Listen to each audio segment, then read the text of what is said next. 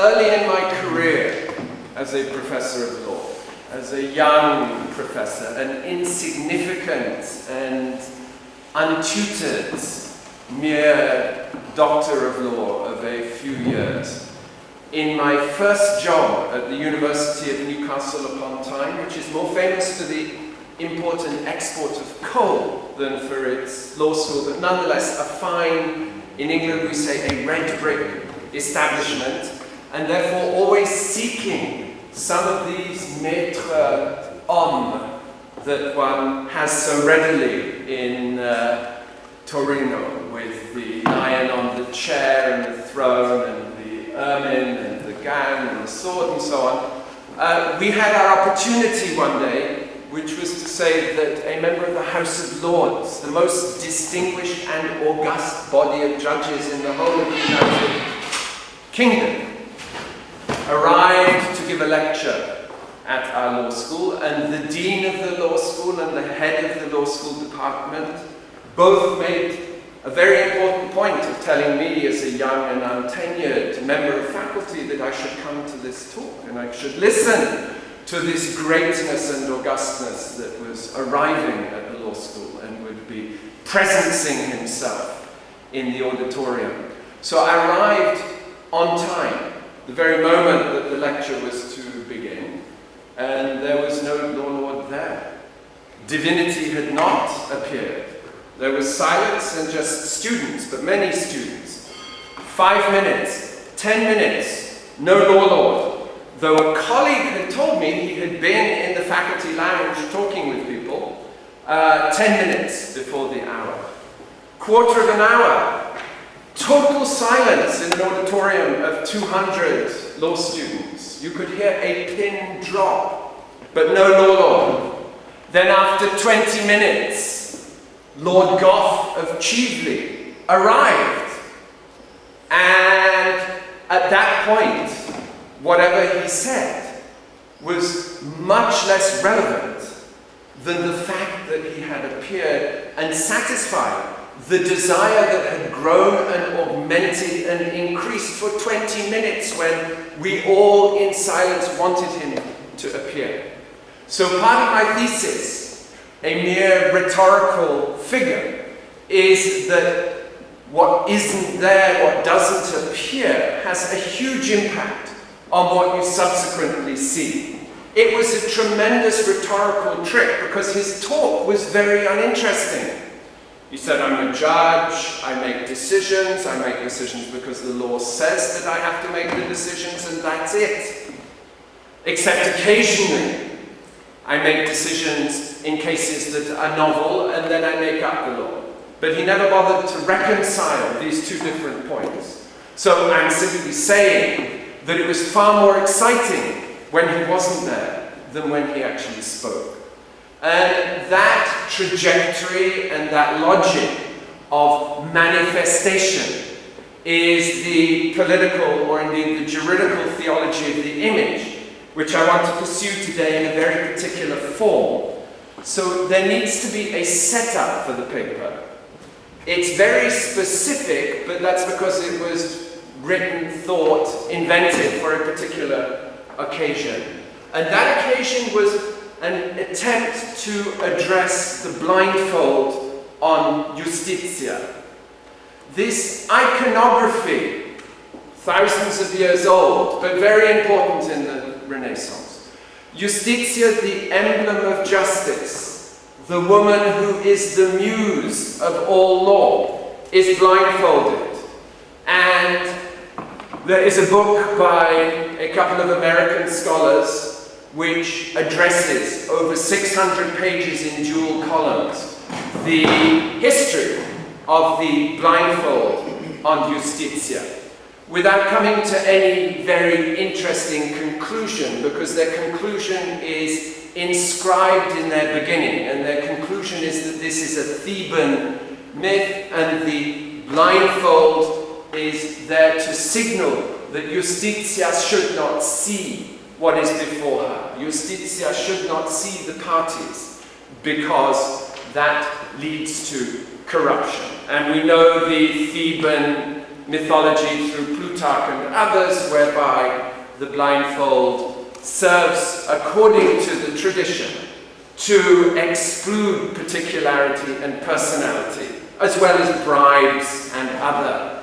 corruptions from the decision-making process in law. So I want to add a footnote, a nuance, a variation in interpretation upon the blindfold on Justitia. And I want to do so by doing something so obvious that nobody has done it before, which is to say that if the eyes of Justitia are gouged out, if Justitia is then, because in pictorial terms, eyes gouged out just looks like a bad woodcut, blindfolded because that makes more evident that she cannot see.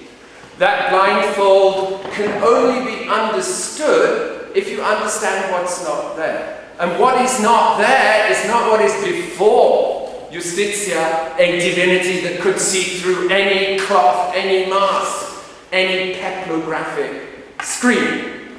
What is not there is the eyes.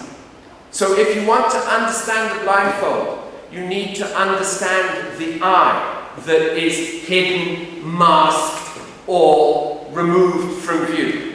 And that is the trajectory that I wish to follow. I want to do so by looking at the eye in the emblematic tradition, and again, my apologies, another context. Another context, which is the shift in the significance of the image, an alteration and a change in the relationship between the image and the word, the image and the book, in the period that I'm studying, which is basically 1530 until 1737. That's just by chance, but we historians, we like to have dates and make everything very precise in their inexactitude. So, the shift that I want to talk about begins in a paper by Ernst Kantorowicz. And in that paper, he talks about the shifting relationship in the representation of the first title of Justinian's institutes. The emperor is decorated with arms and armed with laws. Kantorowicz, in this paper on Apolline ethics, says that historically the representation of arms and laws was of Apollo with a bow and a lyre. Bow in the right hand to fire missiles at the enemy, but of course sagitta, arrows, have various other connotations that are less militaristic. Arrows fired at the divinity as prayers, arrows as modes of communication. So on one hand, the bow in the right hand and the picture of the divinity looking towards the bow, towards the arms. And in the other hand, the lyre that will soothe, that will bring harmony, where the bow is not necessary. And we find that in various variations.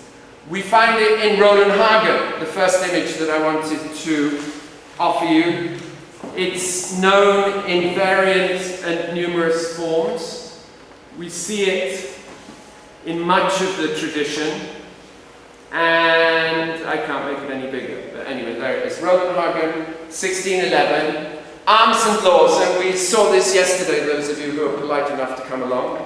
We see the sovereign represented. Here is Justinian, here is the sovereign, here is power and law. Sovereign is cited, crown, robes, sword, and book of laws. Sword in the right hand, and what way is the sovereign facing? To the right.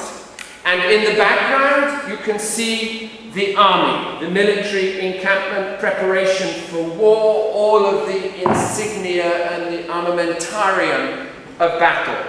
And on the right, you see the courthouse, you see Justitia at the top of the building, you see the lawyers and the canon lawyers, jurista, of both ilk, talking, discussing, debating, and going in.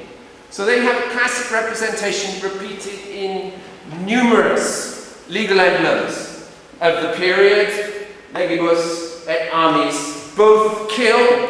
It's the doctrine, Kantorowicz says, of the two swords. You have the law in the left hand, and you have the sword in the right hand. The sword is used to kill the enemies or the illicit, and the sword is there in case the law is not obeyed, then the law will be enforced by the sword. So you have the two modes of enforcement, but as many of these emblems say, not this one, both will kill, just in different or in staggered form.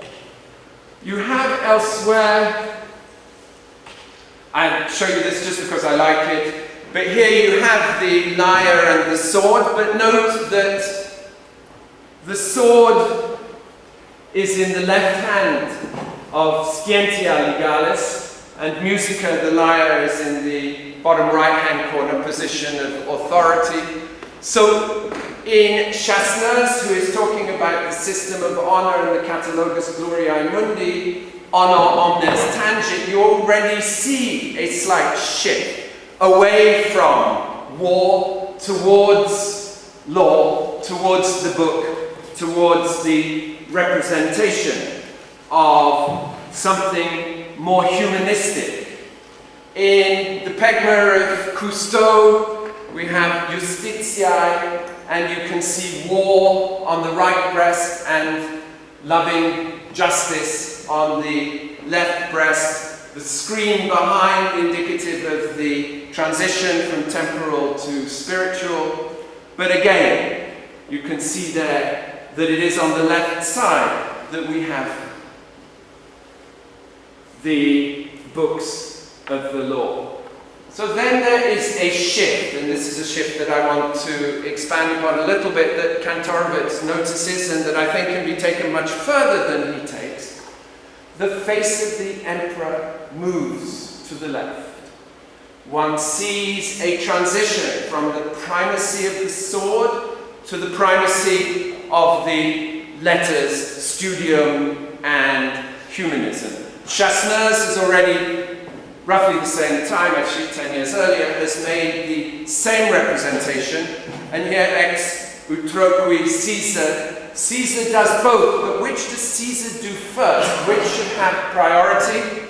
And even as early as 1587 in Paradin's Symbolica Heroica, which of course is signs of arms, much more than it is the representation of letters, we see a shift towards the book. The sovereign still stands on the orb, the sovereign still has a sword, but the sovereign scilicet et litteris, which in English would be translated as to wit, letters, the arts, to wit. The sword should be treated, arms should be treated to wit as if they were letters, as if they were a mode of persuasion as opposed to a form of force. And in the 1591 edition of Paradin, we find that good letters in the commentary are said to take precedence over arms and indeed by extension over laws considered as a purely autonomous discipline. So subsequently in a number of works we see the sword tamed. We see the sword rendered useless or harmless or ineffective. We see the military insignia being placed under the authority of the book. And so this image is from Covarrubias, and victory is gained through speech is the motto, and the explanation is precisely that letters should overcome the depredations and the desires of force. There are better ways, in other words, of doing things, and there you have it most vividly represented in a sword that is imprisoned by the book. So a terrific shift, which finds its acme in 1618 in Brooke's Emblemata Politica, where you can see Not simply the sword captured by the book, but the sword as central point, but surrounded by laurels and a quill, by writing and by honor, which is the laurels represent. The arm coming out to write out of the cloud is coming beyond the domain of death. Clouds in the emblemata are the sign of death, the sign of transition, the sign of separation between divine and human. And so that arm comes to write another law, an ironically ashairo-poetic law. We're in Turin, the shroud, the very emblem of emblems. That which is made without human intervention is the most powerful of signs, and Didi Huberman has written brilliantly about that. And here we have it in emblematic and so less dramatic form. But that hand that is writing is no human hand, that is the expression Iure Divino. And it brings its message there on the table. The hand holds the sword, but the sword is crowned by and rendered pointless by the book. And then it remains simply to allocate to glory and to letters, to the quill and the laurels, their proper form and place. Then notice in the background the encampment and the military. In the background, a long way from what the figure wishes to represent, the military in the form of a 6. And 6 in the hieroglyphy of the period means merely corporeal, merely mortal, merely human. Less effective, less interesting, less important than everything else. Visually connoted by their being in the background and scarcely visible. Connoted a second time in their representation in the form of a 6, which is significant of their insignificance in relation to the main image. So then, one further example. You will notice that in each of the emblems that I've shown you, subsequent to Roland-Hagen, the book is closed. The book, in other words, is either clasped or closed or pierced. It's never open. So now we have Viviter Ingenio, which is an emblem from Schönherr that Benjamin and others have discussed, but of course they didn't say everything there is to say, because otherwise I would not exist. So, you have here an image of royalty, but royalty decedent. 2 crowns, 2 scepters, one under the foot of the skeleton. The sovereign, this fine gentleman, for example, does not live on. And you have it in your great plaque there in rather depressing form as well. Morte obiter mortem vitarunt tempus in omne. So, you have here a picture of the frailty of mortality. You have a picture of the insignificance of earthly things. You have an image of the fact that even the sovereign will die, and after him the sovereign will die, and after him the sovereign will die. There you see the litter of previous majestats, and in the background even the city, even structures, even buildings die. They are rendered into ruins. So this sovereign failingly holding a scepter, the crown falling onto the earth, being interred. What does he stand beside? What is it that lives on? And it is ingenio viviter. And have a look at what represents ingenio. Look closely. There is a pedestal, so already it is raised up.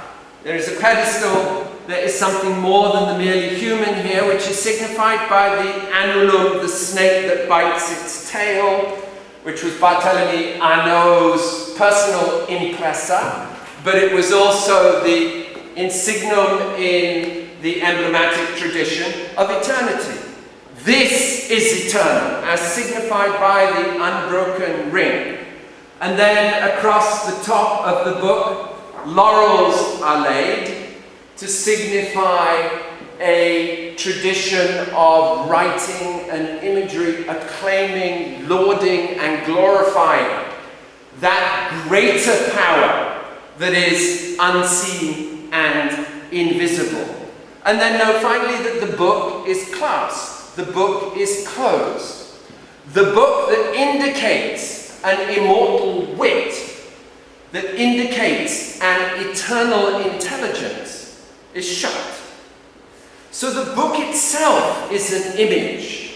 The book itself is an image of a book in a book of images. There's a kind of mise en abîme in which what it's important to realize is that the book itself is a sign. It is not writing as such, though it is also writing, but the book is an image of the duration of images. So it's an indicia that the most powerful form of emblematic insertion is the insertion of the book into the image.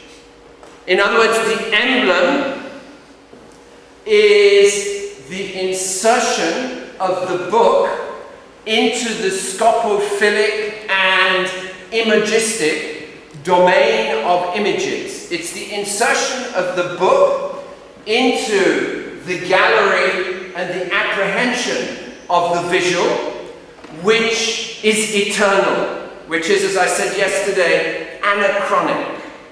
In other words, moving the book as an image into the domain of images transports the book into not simply the cognizance and the duration of the image, but also into an entirely different theological register of meaning and signification.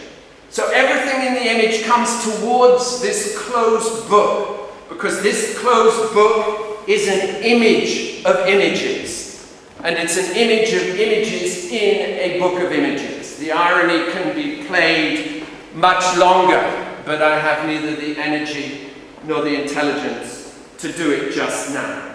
So Brooke talks about latas interpretari, in other words, expansion of interpretation, expansion of meaning, the role of the humanities in taking us beyond ourselves, the no more one, more than one that Derrida talks about.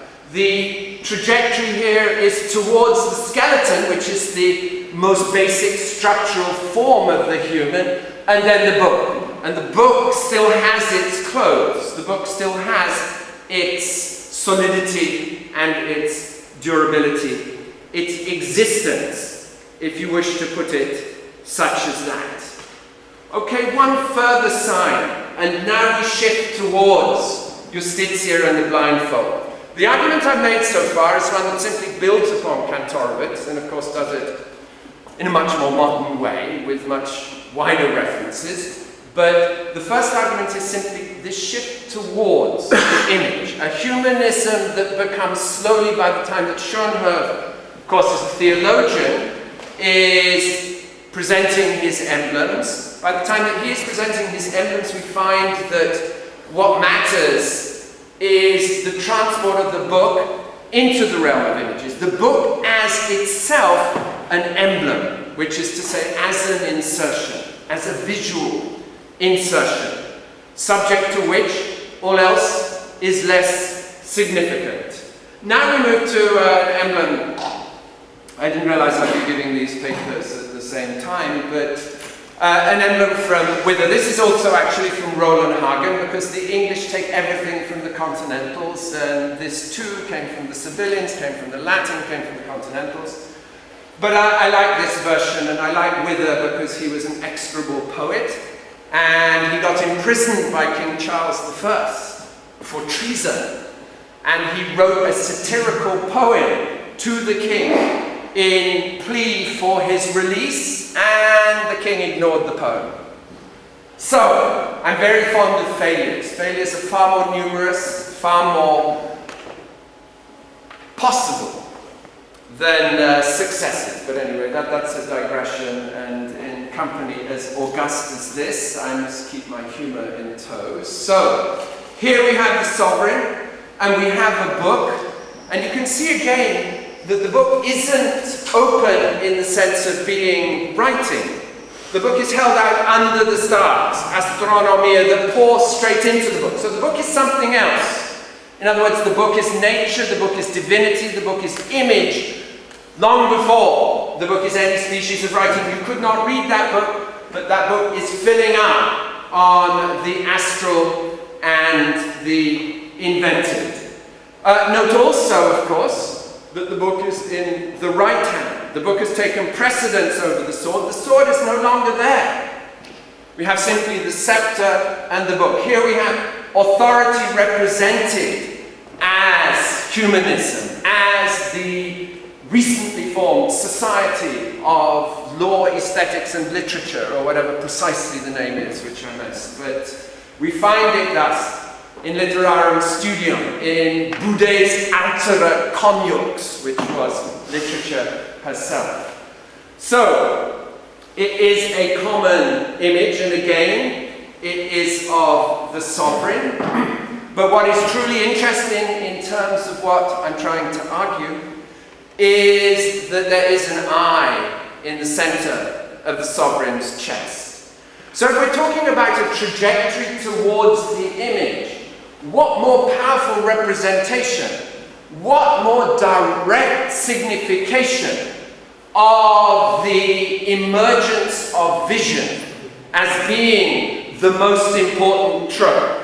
Now from Erasmus onwards, we know, and our entire emblematic tradition is concerned with the fact that we should have greater faith in the eyes than in the ears. That we should believe what we see long before we trust the infrequency and the untrustworthiness of the merely verbal and of the merely written outside of the scriptures themselves.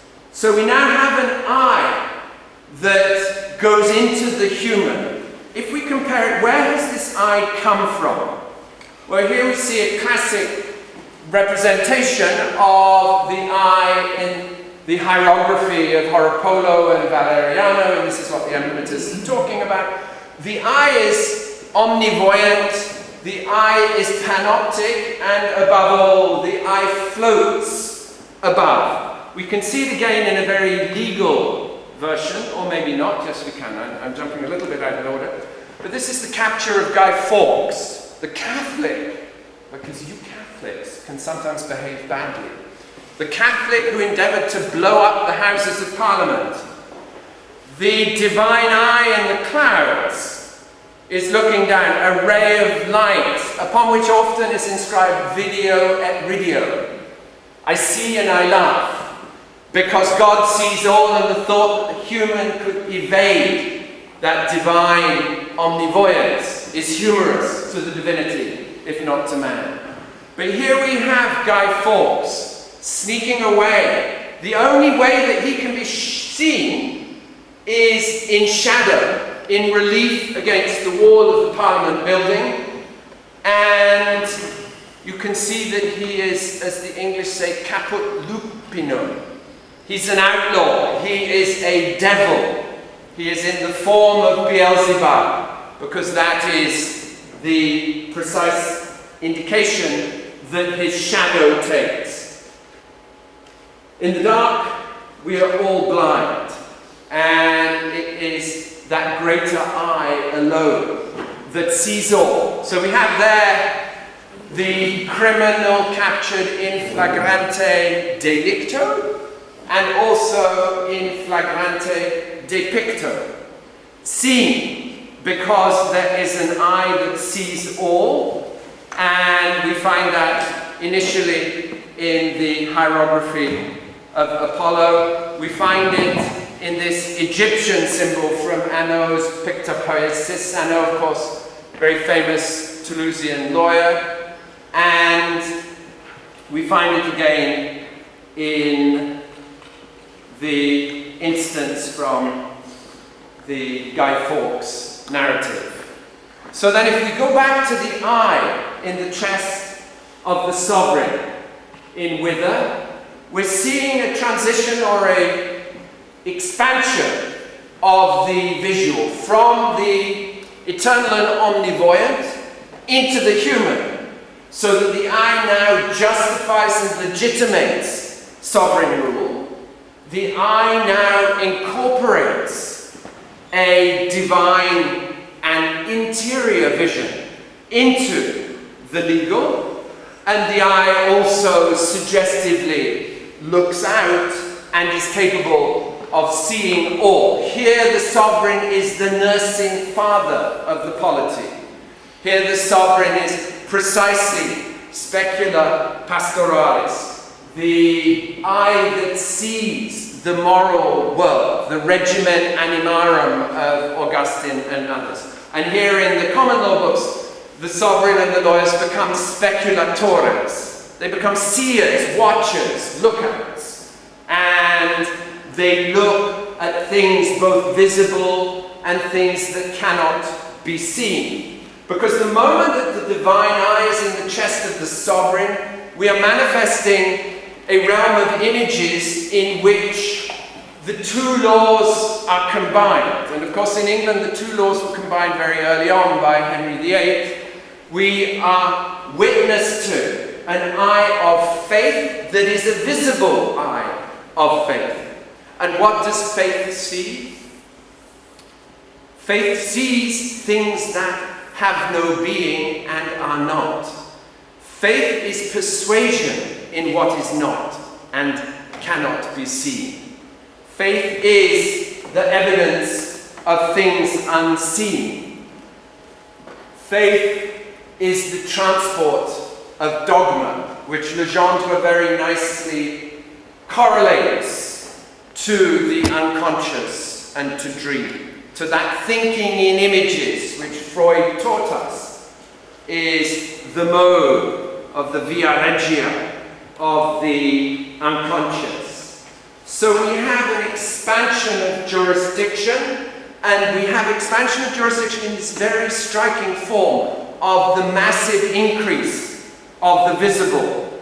And just to make a comparison, the face without eyes is the face of injustice in the hieroglyphic tradition. The mask is the image of the unseen. The two eyes that float above, the text explains, are there to show that this is a satanic, which is to say, a divine form of injustice and of evil, but that the evil is without eyes, that the evil is blind, is a reflection, of course, that the devil lives in the umbrageous and tenebrous darkness of the underworld, but also that the devil doesn't care and doesn't see. And we can see it again in Ripa, because I like to go local when I'm in Italy, and Cesar Ripa, in his various forms, has an image of error, and error is blindfold, and error taps with a stick because error cannot see. But the point is very simple, the point is quite brief. The point is that the blindfold, where it is a human that is blindfolded, where it is a pilgrim that is blindfolded, where it is Pegasus that is blindfolded, then that blindfold prevents sight. That blindfold is, as in Oropolo, an indication of not simply evil, but of unknowing, of error, and of inexactitude. So we find that in Ripa, we find it again, I mentioned this yesterday, in Enigma, the Enigmata Juris that I'm most fond of. Again, a blindfold on Enigma. And because Enigma is enigmatic, it means that she cannot see, she has to go slowly, she can be followed, she cannot hide herself from Ingenio if Ingenio pursues the proper studium for the proper length of time. But at the same time, clearly